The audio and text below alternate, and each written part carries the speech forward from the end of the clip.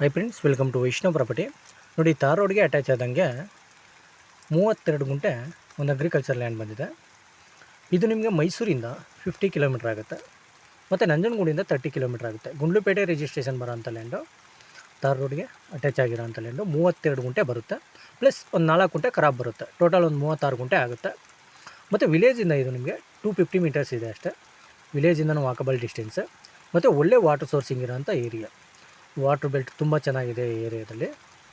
ನೋಡಿ, ಅಲ್ಲಿ water tank ಕಾಣಿಸ್ತಾ ಇದೆಯಲ್ಲ, ಅದೇನೇ ವಿಲೇಜಿಂದ ವಾಕಬಲ್ ಡಿಸ್ಟೆನ್ಸ್ ಅಷ್ಟೇ. ಮತ್ತು ಜನರಲ್ ಕ್ಯಾಟಗರಿ ಬರುತ್ತೆ.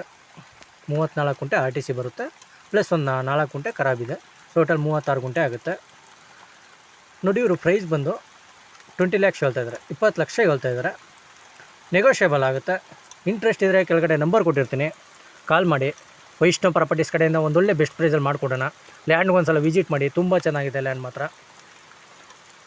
Okay, thank you friends.